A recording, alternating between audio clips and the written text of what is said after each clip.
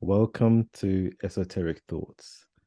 Today I have the great pleasure of welcoming back to the channel John McHugh and David Mathisen. These two gents have never met or spoken prior to today, so this is going to be a first for each of them discussing and tackling some of the topics and questions I have on the subject of astrotheology. So first of all, welcome gents to the channel. Thanks for having us, Esoteric. Thanks, Esoteric, and great to meet you, John. Nice to meet you, David. So my first question, and these are questions that I've had from various discussions with theologians. Some of the subscribers have sent through questions, and some of these are my own questions.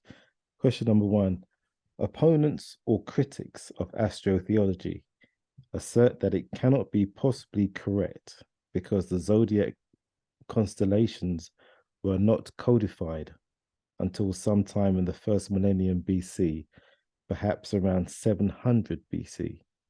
What are your thoughts on this? You want to go first, David? I was about to ask you the same thing, John. I'm happy to go first if you want. Yeah, go ahead if you like, because I can speak to a little bit of the history of the formation of astrology if you want, and then maybe you could take it from there. Go for it. Right. Yeah. So when you think of the zodiac, you think of astrology and you think of the zodiac that we adhere to today. It was slightly different in Mesopotamia, and it doesn't get codified until the 5th century BC, and where it's really you're doing what we would today call horoscopic astrological prognostication. Prior to that, in Mesopotamia, it's really not astrology, but it's celestial divination. But it's where astrologers are, in essence, the interlocutors with the star gods. They allow the star gods to channel information through them, at least in my research, through pictures and secretly encrypted word plays in the constellation titles. And then the astrologer would take that information and relay it to the king. It may relay some kind of event that's going to happen in the future that the king or queen need to be aware of, an assassination attempt, the death of many cattle, something to that effect. Or it could be something good, like there's going to be a great wheat harvest and we need to save it so that we could save the surplus and maybe sell it for money or something like that. But at its core, in the beginning, it wasn't just focused on the zodiac. It was focused on the whole sky and the constellations and stars. In the earliest cuneiform writing, they're always identified as deities. And I just wanted to interject that, and then maybe you could take it from there, Dave. Well, that's a great intro, and the question of divination is very intriguing. It's a I would say a subset or a part of what we find in ancient scriptures around the world or ancient traditions around the world. There are methods of divination found in every ancient culture and every ancient sacred tradition, including the Bible. They talk about drawing lots, or do this to find out the will of the what you should do, the speckled sheep story and the pairing of sticks with the Jacob and his uncle is a really intriguing story. But and we find around the world, like casting of lots or ways of interrogating the gods. We find that even those traditions are still part of the culture today. If you go to Taiwan and go to a temple, you can throw different pieces on the ground, and if they fall this way, it means kind of a thumbs up. If they fall this way, it means thumbs down, like yes to your request, no to your request. But if they fall a different way, it's what's called a smirk. It's like the gods laugh at you, or you don't get an answer. You get kind of like someone sticking their tongue out at you celestially. And that's what's really interesting, is that pattern I read somewhere or heard someone talking about in Hawaii. The divination procedures had to do with getting a yes, a no, or something that was basically akin to a smirk. So that's interesting that around the world, or we have, you know, the I Ching in China, they would use yarrow stalks, you know, from the yarrow plant. So there's divination is a part of this system around the world. But I want to take a step back, you know, to that question and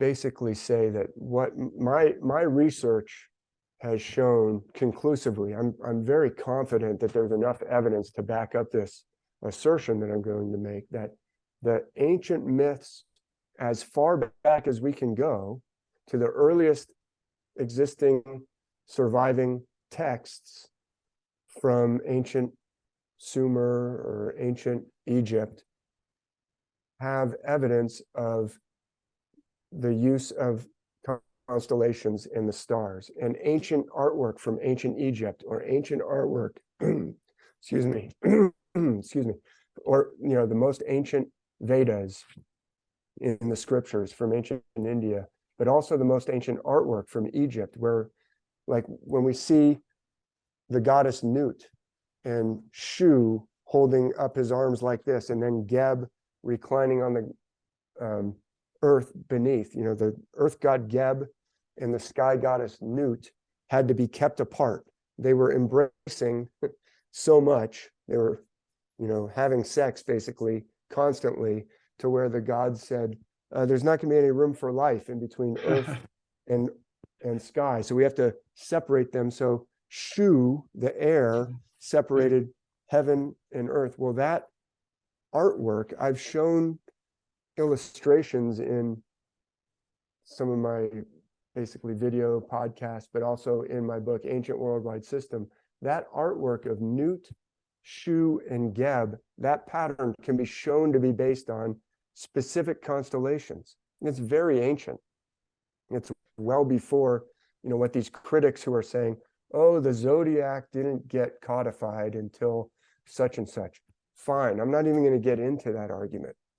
What I'm going to say is the texts themselves from the ancient Vedas, or from the ancient Sumerian descent of Inanna, or the Gilgamesh/Bilgamesh texts, which are very ancient, some of the first writings that we have, some of the pyramid texts that are referring to Osiris and Isis, those deities and their adventures, even from the texts, setting the artwork aside, can be shown to be based on constellations, I can argue. But it becomes really hard to deny when you've got illustrations like these ancient Egyptian smiting scenes. The smiting scenes are celestial. Geb, Shu, and Nut, celestial. And it's celestial like in the artwork. And then that pattern shows up again and again down through the ages. The Pylos combat agate, which was only unearthed in 2017, but is very ancient. It was found in Greece and was probably buried no later than 1500. So it's predating classical Greece. Has basically the same three characters as Geb, Shu, and Nut, but now it's three warriors in a battle scene. But it's the same constellations. So what I'm saying is, I almost don't even care about the argument of when the zodiac got codified into its supposed current horoscope associations. We can show that the myths are based on the stars, using the constellations, strangely enough, around the world, using these same constellations that we still know today, going back to the very earliest, you know, civilizations that are acknowledged by academia: Mesopotamia, India, China, Japan, ancient China and Japan. They're all using the same, the Maya artwork is using the same constellations. How did that happen?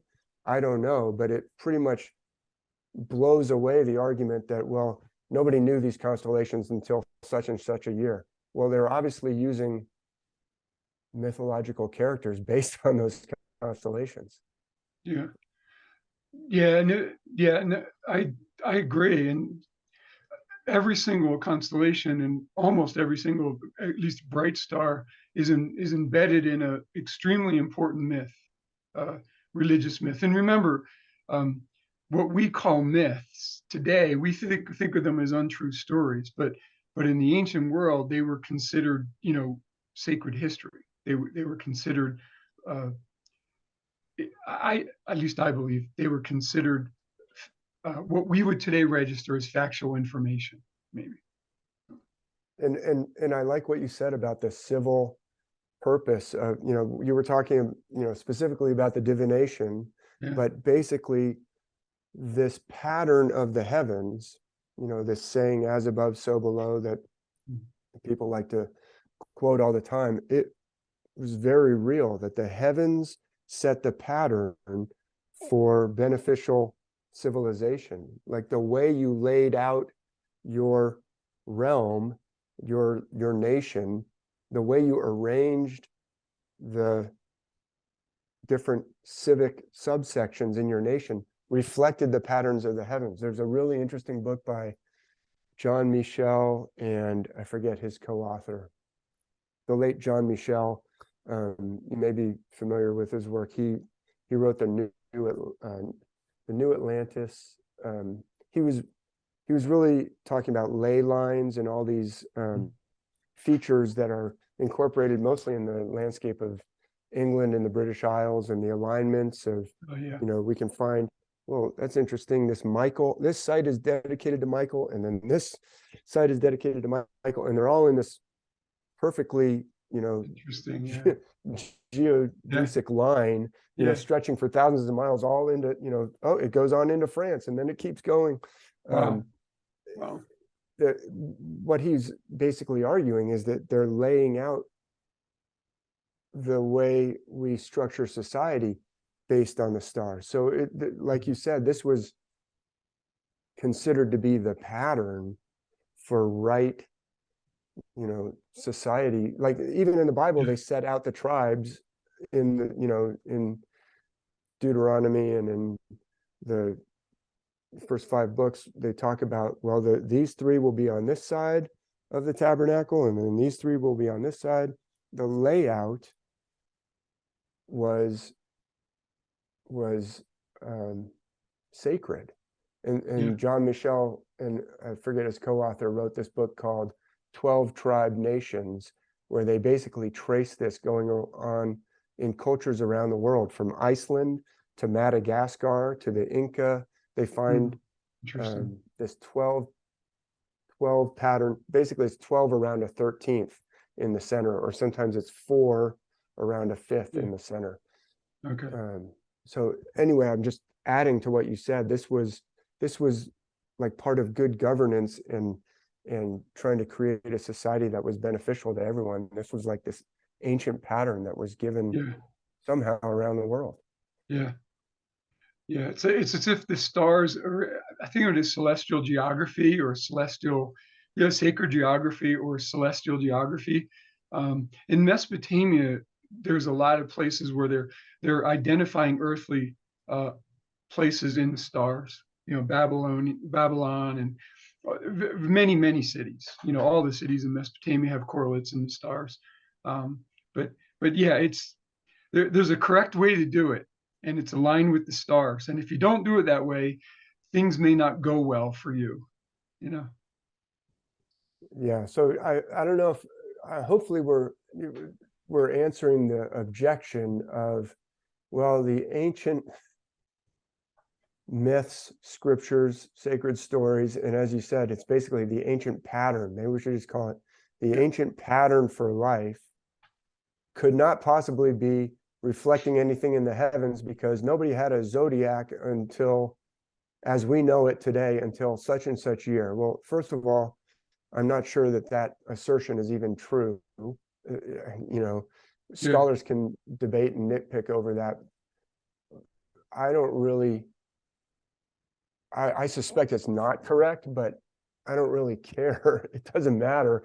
We're talking about something bigger here. We're talking about an ancient pattern that governed like right living, that was given to all these different cultures and myth was one part of it, or was one repository of it. Ritual was a related, connected part of it. And I think the authors of Hamlet's Mill say that Aristotle called it the ancient treasure. It's like an ancient inheritance. I've never actually found where they were talking about when Aristotle said it was the ancient treasure, but so maybe I misread what they said, or maybe they just misattributed it. I don't know who called it that, but it's like the inheritance that's given to all the cultures of the world, and they all seem to have a similar system with different personality features, in different cultures, but they're all using this celestial system. When horoscopes or astrology in what we think of it in its kind of modern form came about, I don't know how anyone would really know that, frankly, but it's quite clear that I'm quite confident that the evidence shows that the most ancient myths from Egypt, the most ancient myths from India, the most ancient myths from Mesopotamia, from China, from Japan, from the Maya, from Native American nations, all those original stories can be shown to be based on the stars. So it's like, if you think that the constellations weren't known by then you got to change your scholarship because here's the evidence. Here's the other possibility. Go ahead, John. I'll let you. Oh no, I was going to say there's constellations in Altamira and Lascaux in the cave paintings from 16,000 BC, or I mean there's pictures of Taurus in there. If I remember, there's a picture of Orion in there. And so I mean what they were trying to convey is hard. There are some people who argue Lascaux is like a modern forgery, but I don't take a position on that, but definitely in Lascaux there's a Leo, there's a rhinoceros that's associated with Leo, and there's a stick man who basically looks like a Gemini for sure. So that's a great point. And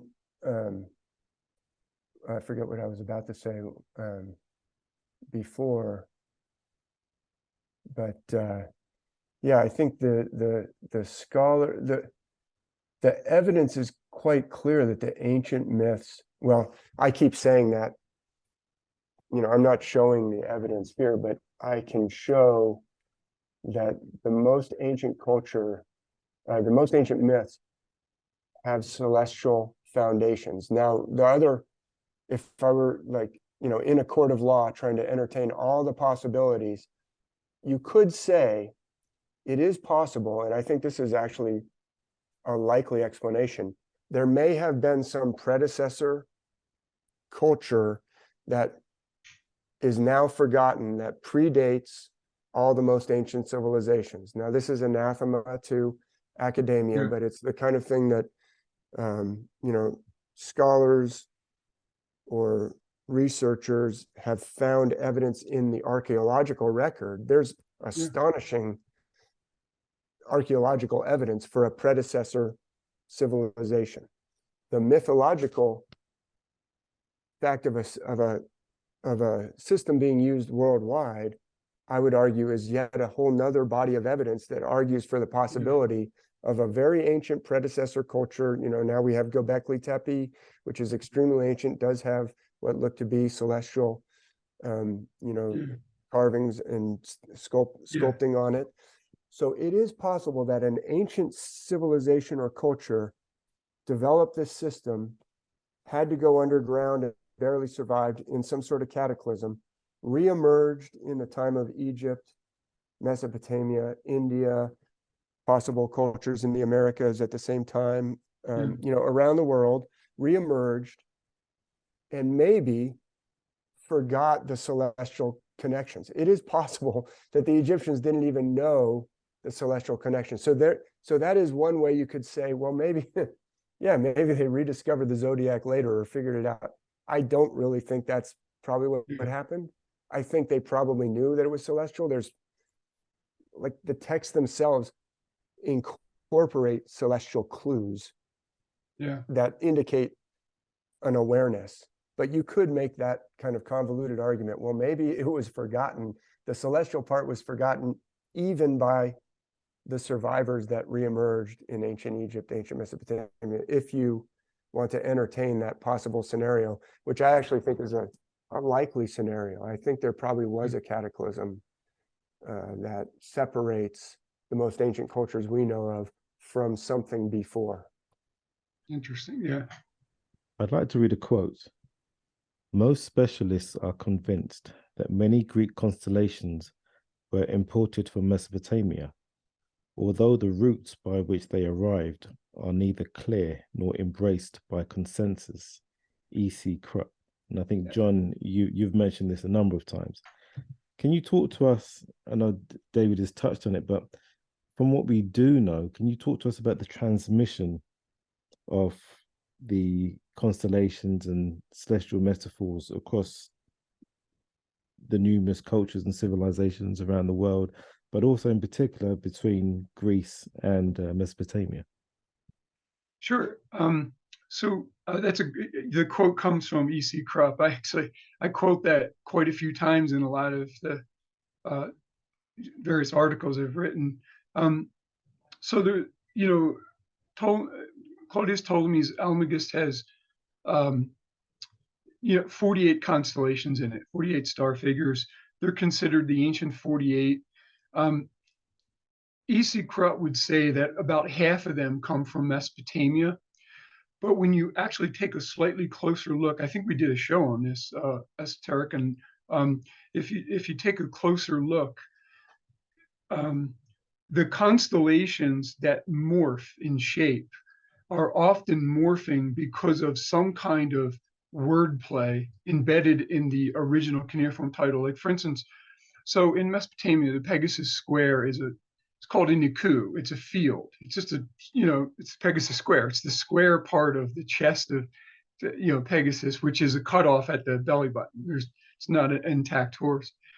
And Iku is like it's the oldest, it's Mycenaean, it would be the oldest spoken Greek form of the word for horse in ancient Greek. So there's some kind of connection where they're like, oh, they called it Iku. Well, that's our word for horse.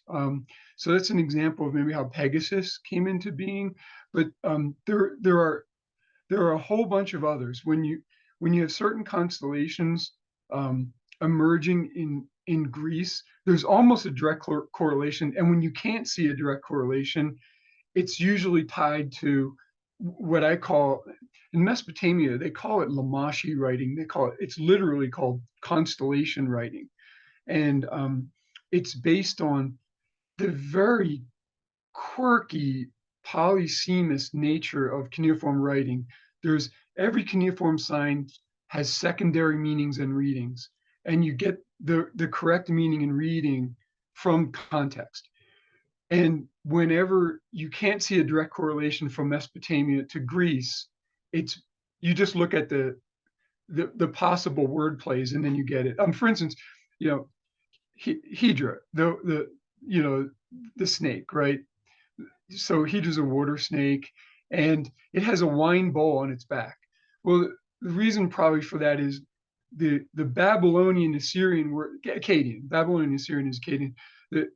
The Babylonian and Assyrian title for snake is Tseru, and Tseru is also the term for a wine bowl, which is how you end up with a wine bowl on the back of Hydra. So it's these really subtle puns that the Babylonian astrologers were masters at. And so a lot of classical scholars believe that Homer, so there's this phenomenon that takes place in the ancient world. When you're a vanquishing king and you take over another country, the first thing you do is round up their diviners, especially their astrologers. And scholars refer to as hostage astrologers, is what they call it. Daniel's the best example. Nebuchadnezzar II goes in, he takes over the Israelites. He makes them, he deports them to Babylonia, And Daniel, he takes into his entourage with 3 other Jewish compatriots, and Daniel rises up to be the head astrologer, the head diviner, the head magician, if you will, including the astrologers.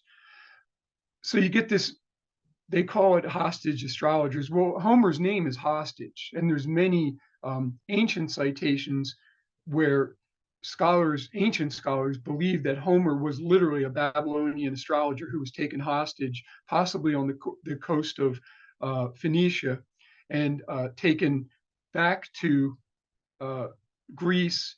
And because he knew this Lamashi writing, he learned Greek, and he sort of allowed the Greeks to construct their own myths about the stars using this system of cuneiform punning. And that's the one I go into in my book. But that's how the constellations come right out of Mesopotamia into Greece. And when they don't, you can find a pun that makes a really good argument for how it morphed. Like the best example is, like I said, the field constellation, the square field in Mesopotamia, which is called Iku, is the ancient Greek word for horse. And the same constellation turns into Pegasus. Yeah, that's really interesting what you just went into, John. I didn't know you were going to bring up Iku, but I just happened to, I had this Hamlet's Mill right here Yeah. because I was just actually talking about that. There's the Yeah, page the with field, the yeah. Iku. Then they're Yeah. talking about it and they're saying, oh, it's a, you know, sometimes it's a playing field, sometimes it's a board game field. And the Yeah. reason I have it handy is I've been doing a workshop with members of the Iroquois First Nations in Wow. Mohawk, Ganawagi Mohawk territory in Wow.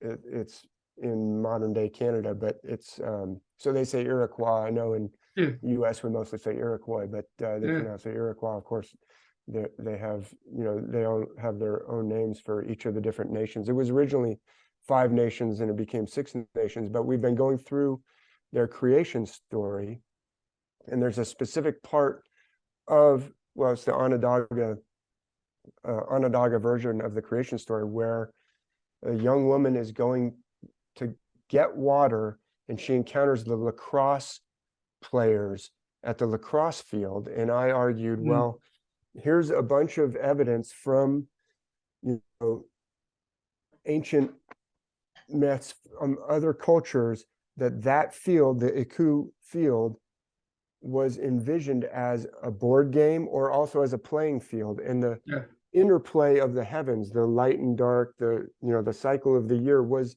envisioned as a game. That I actually have the celestial diagrams in all these workshops are online, so you can see them. But this was the most recent one where I was talking. I was making that argument to the field, so I just happened to have this handy. But this is where I now, you know, answer esoteric's question. I mean, that was a really interesting discussion that you just had of how the Greeks got, you know, Mesopotamian constellations, and then there's this word Iku, which is related to the Pegasus, you know, a horse, and of course it's the Great Square of Pegasus. But what I would say is, I'm going to step back and make it even harder on myself and say, oddly enough, all these constellations seem to be around the world. How did the Iroquois get a Babylonian constellation? Because, and it's being used as a playing field. No, I don't think anybody would or needs to or should argue that the Iroquois got it from the Babylonians. I think that is like a mistaken path to go down. I think it's much more likely that there is some ancient predecessor culture that had this pattern that somehow was disrupted by a cataclysm, and then the memories of it are in all these different places. Now, obviously, you know, the Greek civilization and the Mesopotamian, not too far apart, but when we find these constellations in, you know, the Pacific Islands and in North America and in Japan and in Australia, which all scholars agree that Australia was isolated for tens of thousands of years. The Babylonians, according to, scholars could be wrong, but I don't think there was any contact during, if the Babylonians and the Egyptians cropped up around 4000 BC at the earliest, they weren't in contact with the Australian, they didn't know that Australia was there, but somehow this star myth pattern is found around the world. So I make it harder for myself to explain that because we can't explain it with a diffusion. There is one thing that does come to mind. So you keep talking about a catastrophic event, a cataclysmic event. So at the end of the last ice age, you had today we're dealing with climatic changes that are man-made, but the end of, out here in the Southwest, they would call it the Paleo-Indian period. But you have, out here, I mean, you're in America too. So you have mammoth and mastodon and giant ground sloth running around. And as the glaciers melted off, there was a 300-foot rise in sea level. So there's probably a pre-Sumerian culture. The pre-Sumerian culture is known as Ubaid culture, and they go back, but all of their artifacts are underwater. I mean, they would have, that whole Persian Gulf area would have been much lower, and so you got to wonder if there was just sometime. There's a guy, I forget the name of the book. The author's name is Barry Fell. He was a Harvard oceanographer, and he tried to show that there was actually ancient contact, far before Columbus and Leif Erikson, way back, that you had people from Europe or from Mesopotamia actually making it to North America. Not, again, I can't make that argument. I've got to stand with what you just said, that we don't have any proof of it yet, but you could envision a city. I mean, the water was so much lower then, and the artifacts that these civilizations would have utilized they're all under, probably a lot of them are destroyed and have rotted away, but they're under 300 feet of water now. So something to think about, No, you make a great point. I'm familiar with Barry Feld's work. I've got at least one of his books, but I can't remember the name of it either. But I know, he points to the Ogham or Ogham inscriptions that are found. He points to some Phoenician inscriptions, and I think it's undeniable that there was ancient crossing of the oceans. There's some texts actually in the writings of Julius Caesar, of all people, talking about the Gauls and saying, oh, they've got, basically ocean going type vessels. There's a bay in Brazil called the Bay of Jars, not far from Rio de Janeiro, that's full of basically amphora, Roman style amphora from 200 BC or up to 280 type period. And there's I'm familiar with that one. Hundreds of them. Hundreds of them down there. You can't deny that those are there. And it's probably, probably a shipwreck or something, and someone was carrying olive oil. But while I acknowledge all that as a possibility, I think it's unlikely that diffusion in, historical times explains this widespread nature of, the sacred stories being based on the stars, but in very different forms all around the earth, is difficult to explain. And, I say kind of glibly, we can't just explain it with Egyptians going around taking it to everybody. It's because there's vast gulfs of time. The Egyptians weren't around in their Egyptian state at the same time that the Maya were. Of course, there were Olmec that were older, and but I don't necessarily think that this was diffusion in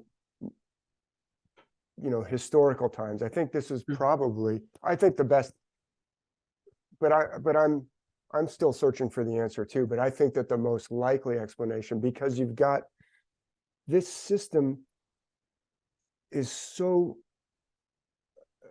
widespread, and like I didn't know that part about Iku being a horse, but it's quite possible that it's like that was present in the most ancient system. Yeah. That was then preserved in these different places because, Yeah. you know, Andromeda. So what's really interesting is the Great Square, and I show this in the Iroquois. It's in week 6, I think, the week 6 video. The Great Square has Pegasus on one side and Andromeda on the other side. And Andromeda's head basically terminates at one corner opposite. So if you envision the square, on one corner there's the Pegasus horse, and on one side is Andromeda. And next to Andromeda is Perseus. Who does Perseus slay in the myths? Who's he most famous for slaying? It's Medusa. I'm thinking Yes. Medusa. How does he slay her? Cuts her head off. Cuts off her head. Yeah. Yeah. And what comes out of her neck? Do you know? Yeah, Pegasus and Pegasus. Pegasus and Chrysaor, the golden sword, which everybody forgets him, but everyone remembers.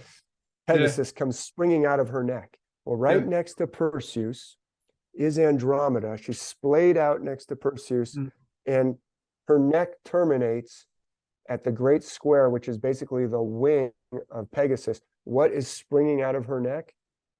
Pegasus. So it's like Andromeda. Later, he rescues Andromeda. So that constellation plays the role of Andromeda, whom he rescues later. But earlier, when he cuts off her head, that's Medusa, whose head got cut off. Yeah. And what sprung out of her neck? None other than Pegasus. And there he is, springing right out of the neck of that constellation. Yeah. Right next to Perseus, which the constellation itself has a curved sword. Like Perseus had a special sword that was given to him that could only this sword could cut through, you know, Medusa's skin. And it's a curved sword. And I know exactly what you're talking about. Has a curved. The constellation. I forget the name of it. Yeah, I forget the name of it. Yeah, I know exactly what you mean. It'll come to me. It's in a video game.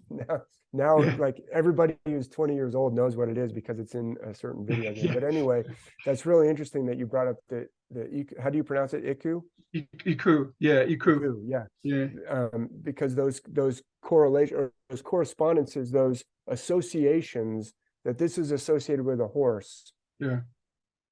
Those associations are worldwide. Like this square is associated with a playing field. They even, you know, the authors of Hamlet's Mill even kind of poke fun at it, and they say, you know, those scholars who think that it's just so obviously a playing field that it would pop up around the world, need to ask themselves, is that really likely that that would just independently have that same association around the world? But that's what we see over and over, is like the associations of that constellation are around the world, in cultures around the world. Or, you know, Hercules, the constellation Hercules around the world has the same kind of connotations. He's associated with being jolly, but also quick-tempered. And so figures who are associated with that constellation, even in other continents, have those same kind of characteristics. Jolly, loves a good feast, loves to party, gets angry pretty quickly. That is hard to, I just think it's hard to explain by just quote unquote ordinary diffusionism. It's like there's some kind of pattern here that got remembered around the world. Although I'm not dogmatic about what happened. I don't get too tied up in it. I know Esoteric probably wants to get to the next question, but I just sorry. I want your reader, because you know where I'm going to go with this, David. So you just held up Hamlet's Mill. I mean, their explanation would be precession of the equinoxes. That ancient wisdom was knowledge of precession of the equinoxes, and there were actually a group of German scholars in Mesopotamia. They were called the Pan-Babylonians, who believed that the Sumerian Babylonian civilization was built on this astral theology that encoded knowledge of precession of the equinoxes. And that's what, if I remember correctly, that's what Hamlet's Mill was all about. It's this holding on to this ancient wisdom, knowledge of precession, this slow wobble of the earth that takes a little less than 26,000 years to complete. moves the North Star, the pole star. It moves the solstices and equinox points. Eventually, what's interesting to me, your viewers may be interested in this esoteric, is so tablet 6 of the Epic of Gilgamesh, right? So we know, most people know that Mithras kills Taurus. He stabs Taurus in the neck, and in essence looses the bull's hold on the vernal equinox point, and now it can roll freely through the zodiac, right? So that's why Mithras was perceived to be the highest deity, the supreme deity of the universe. I think the Greeks called him Cosmocrator, the Cosmocrator, the supreme deity of the cosmos. But what's interesting is in Tablet 6 of the Epic of Gilgamesh, so Gilgamesh climbs Mashu. Mashu is Gemini. It's a twin mountain constellation. In Mesopotamia, frequently the twins are mountains. Climbs Mashu, hops on this road called the Kaskal Dingir Utu, which is the road of the sun god. It's the ecliptic. It's this astronomical term for ecliptic. Then he meets up with the sun god and he races the sun god. But what's interesting, when he races the sun god, the sun moves eastward through the zodiac. Precession moves westward. He races the sun god to the eastern horizon and he goes westward. And it's intriguing because Gilgamesh stabs Taurus in the exact same place that Mithras stabs Taurus 2,000 or 3,000 years later. And he appears to be moving in the direction that precession moves. And I'm wondering if precession of the equinoxes that is always ascribed to Hipparchus in like 128 BC was actually just a rediscovery. They're just saying, oh, we just reaccessed this ancient Sumerian Babylonian wisdom that could go back God knows how far, So anyway, I just wanted to throw that in the mix since we were talking about astrotheology and Hamlet's Mill. Well, do you want me to, Esoteric, just jump in if you don't want me to roll off of that? Okay, I'm getting the signal to engage with you got my signal. Yeah, so there's a whole lot there. So first of all, the first thing I'll say is thank you for presenting, some of your celestial interpretation of that Gilgamesh, very important part of Gilgamesh, the chopping down of the tree of heaven, climbing the mountain. And then he has the part with the bull of heaven, which he throws in Ishtar's, throws at Ishtar. And there's that whole, so your interpretations, I haven't heard, it put exactly that way. I do engage with the Gilgamesh epic in that same book that I was referencing, Ancient Worldwide System. That's the one where I talk about some Maya. I talk about a lot of different myths from around the world. I'm trying to show that it's worldwide in that book, and it's like 900 pages long.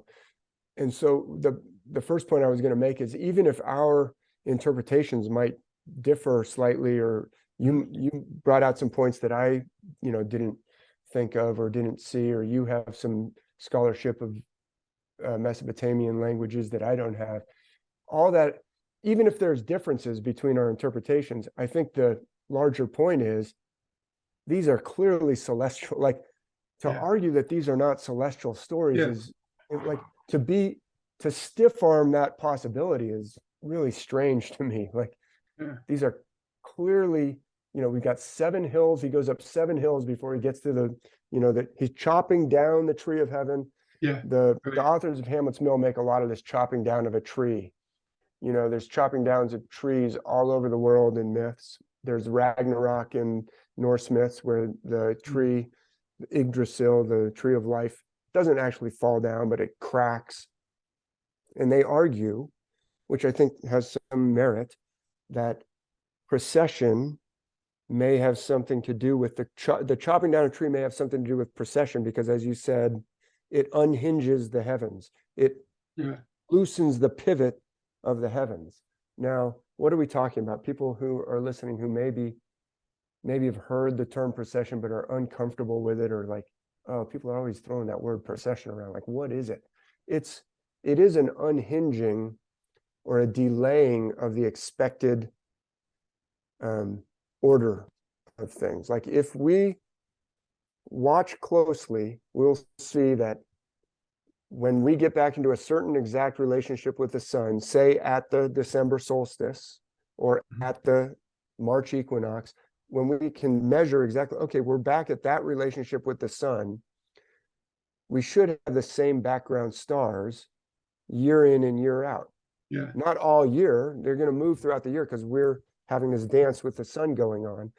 But year in and year out, the sun will rise against the background of stars, or the stars that are there right before the sun rises. And, like you said, we can expect, oh, it's December solstice time. It should be the exact same constellations. Over the centuries, that will get delayed. The reason I'm going into this in a little bit of detail is it's hard to see.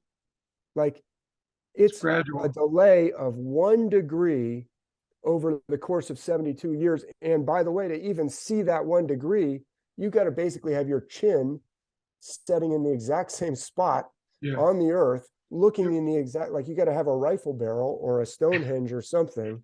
Yeah. And you got to take measurements for 72 years before you even detect 1 degree of delay. Now, I don't know about you, but for the lifespan of a human astronomer, you better start when you're 5 years old if you want to detect 1 degree by the time you're 77. And you got to be real precise and take really good notes. So this is something that would take basically generations of precise observation to detect, and then to turn it into myths. How long would that take? I don't know. But so you're right. The authors of Hamlet's Mill basically make precession is practically like the hero of their book. And I've got my issues with Hamlet's Mill.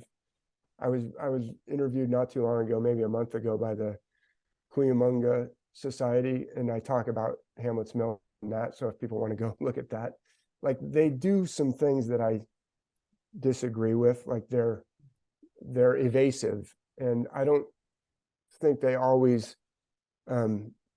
understood or pieced together. But I give them credit for seeing this big picture and for perceiving, if procession is encoded in myths, that's pretty astonishing, especially if those myths, like you said, are prior to Hipparchus, because it takes some serious precision to figure it out. And yet they argue, hey, look at this. In the Elder Edda, there's a processional number clearly associated with Ragnarok. Ragnarok is the end of an age. Well, procession ends an age. Eventually, procession, those 1 degrees, if you do 1 degree for 2,160 years, you'll cover 1 degree every 72 years for 2,160 years. That's 30 degrees. That's basically a zodiac sign. So you'll move from the age of Taurus into the age of Aries. It's a delaying. It's like the background stars are getting delayed. They're getting pulled by something greater than the sun. That's where you're mentioning Mithras. Like I said, there's a lot in what you said that I want to engage with. I personally believe that Mithraism might have been engineered as an off. And Mithraism might have been it might be more to that story than I have time to jump on right now. But it's not a clean fit. It's not a clean fit. But it's clearly got this, tauroctony. Obviously, that is a processional. I don't disagree at all with what you're saying. I'm just saying the people who were practicing Mithraism deserves more scrutiny, what that's all about.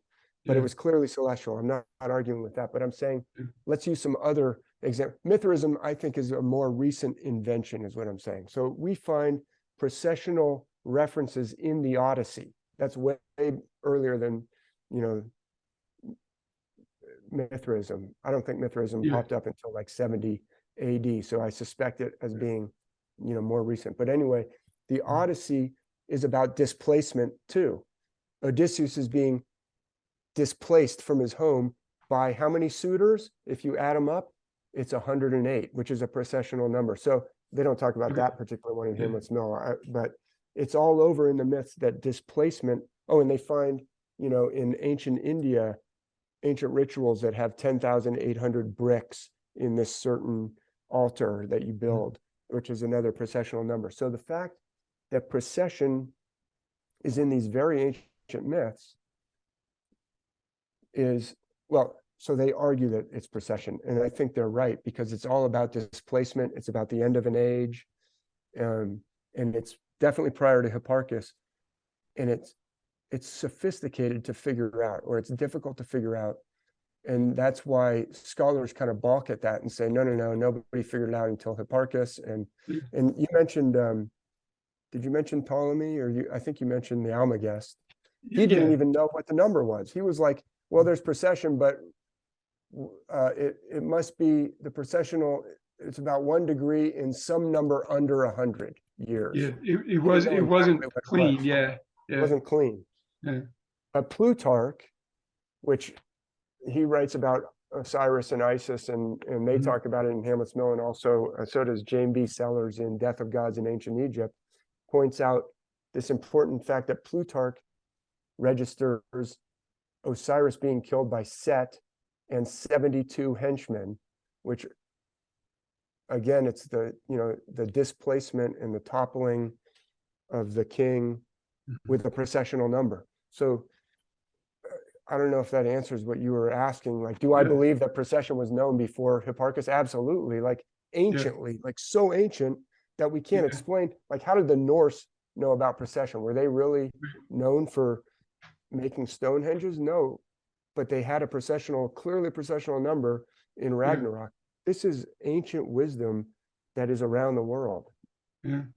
What just to add one more piece to that, to bolster the idea that procession is a very ancient concept. So the earliest agriculturalists show up in the Levant. They're called the Natufians, right? They're planning about 10,000 years ago. They're the first people to hold a seed and actually keep it, harvest it, and then plant it intentionally in their fields. And so they're doing that in 8,000 BC. Well, you got to remember, in 700 years, 720 years, you're 10 degrees off. You know what I mean? Like you're going to be quite a ways off. If you're practicing rainfall agriculture in the Levant and you mess up, your community's not going to make it. You've got to be very precise. And I just got to wonder if they knew it even in far into pre-literate times, because they had to correct, especially the Natufians. They would have had to correct for procession, so they knew when exactly to plant. 72 years, 1 degree, 720 years, and you're 10 degrees off. You miss your planting date by 10 degrees, by 10 days, man, you're going to have problems, So anyway, I just wanted to add that too. So. Yeah, it's an interesting. Let me just because it's fun to talk to you, John, because you're bringing some different things.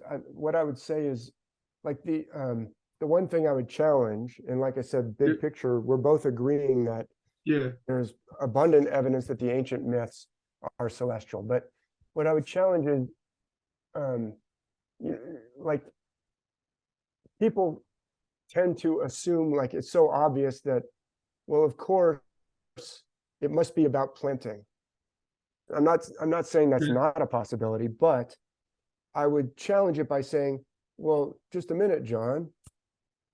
I don't need to know that the sun is in Aries to plant if I know what a solstice and an equinox is. So I could just go by the sun and say, I don't know what those stars are doing. They're 10 degrees off now than they were in 800 years ago. But the sun, look, the sun governs the seasons, or the tilt of the earth governs the seasons. So I don't need the background stars if I can figure out an equinox and a solstice. And I've got to be able to figure those out basically before I can get to the level of understanding a precession, which is much harder. I need those handrails. Those are very firm handrails that help me to detect precession. Without those, Yeah. I can't detect precession, but I don't need the stars for the planting. So what I would say is that my personal journey of trying to, like I mentioned, you know, as we were talking before, I used to be a literalist Christian. I no longer am anything that a literalist Christian would recognize as Christian, but I used to take the Bible very literally.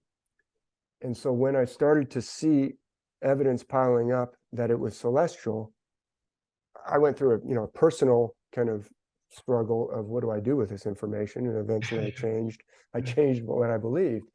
But then I had the question of, well, what is it for? And the answer that it's for crops, I'm not saying that you're reducing it to that, but this is something that people do reduce it to.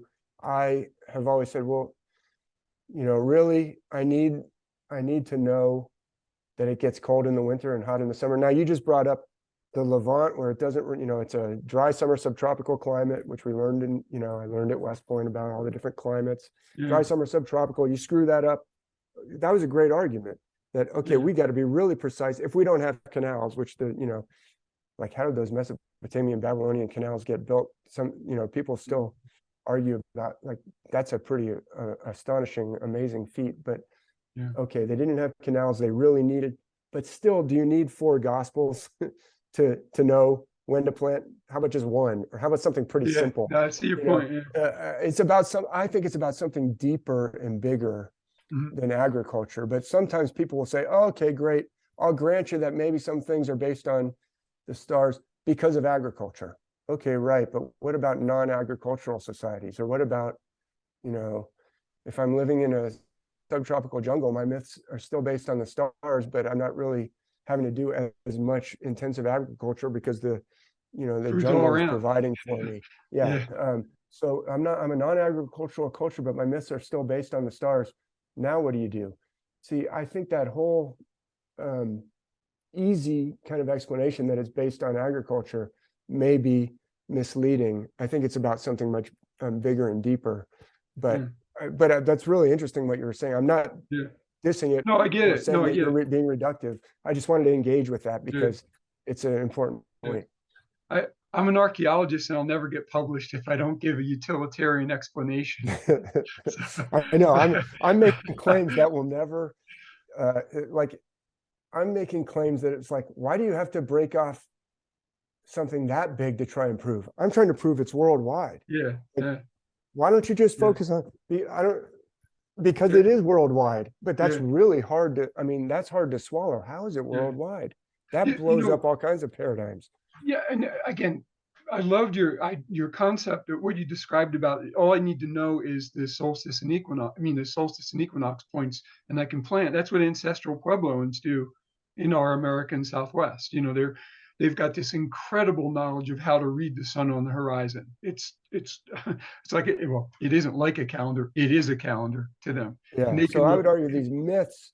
There's something more, because the myths are very elaborate. They're beyond.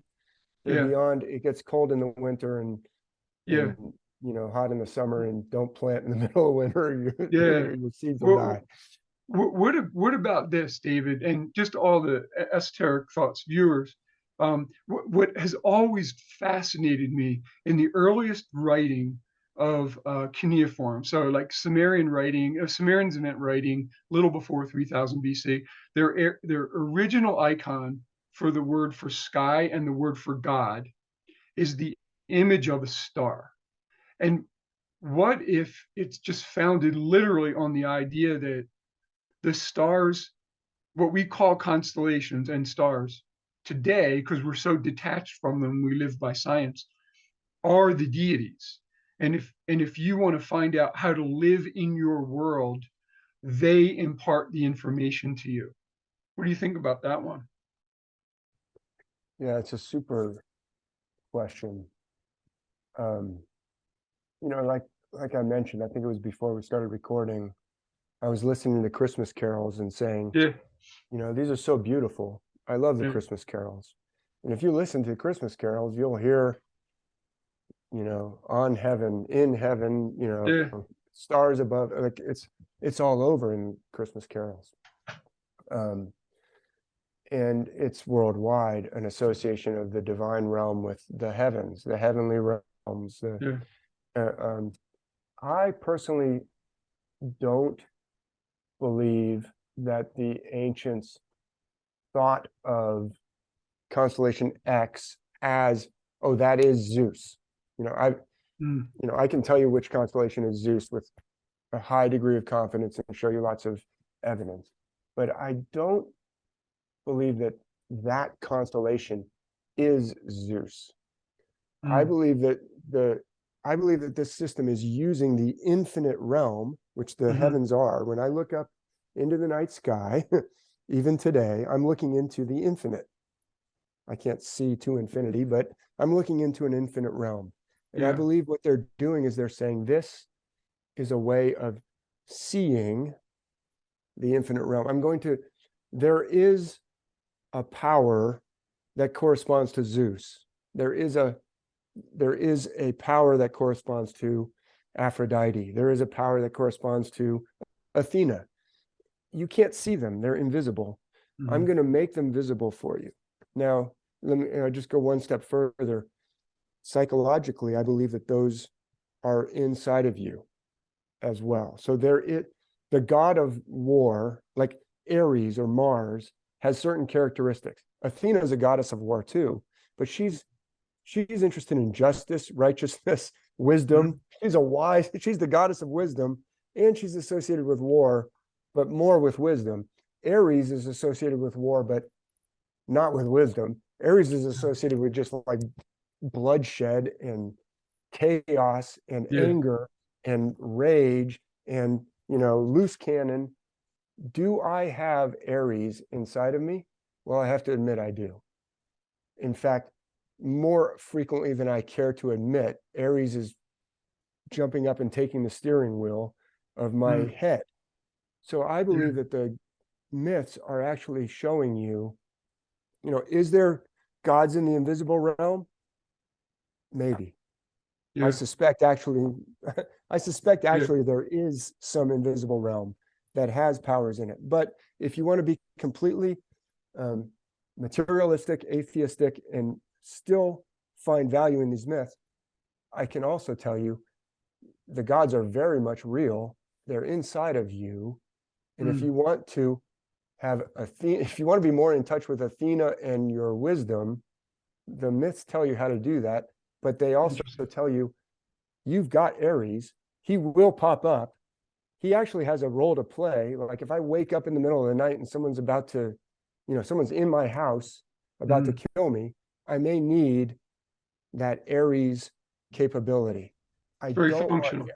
I don't want Ares popping up in the middle of a business meeting. And yet he will, because of some, I'll get triggered somehow, some childhood issue will cause Ares to come forward to defend me. And I'll be like, hold on, I don't need you to defend me right now. It's like my dog trying to defend me from the postal, delivery. Hey, I don't need you to defend me I like that postal delivery. Don't attack the postal delivery.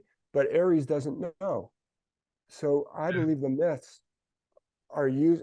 So you asked a great question. I gave you, maybe went off the rails a little bit of what you were asking, but I believe that the stars are showing us the invisible realm, but I'm not sure that they are the gods or that any ancient civilization ever even made that mistake. I think they, maybe it's not a mistake. I'm being judgmental, but I don't think they necessarily believe that. I think they believe it's about know yourself. And Plato actually has a dialogue where he hints that's what the myths are for. Know thyself. It's in the Phaedrus. Anyway, great question. I'll throw it back to esoteric unless you want to. Yeah, no, that's it was a wonderful exchange. I enjoyed it. I'm coming in as an archaeologist and I'm very circumscribed. So so when you begin to talk, you're really talking about astrotheology right there. I mean, what you just talked about the stars are showing us our innermost being and how to navigate life please correct me when I misstate, but how to navigate life in the most productive way for me personally. Is that accurate? I think that's a beautiful way of putting it. Yes.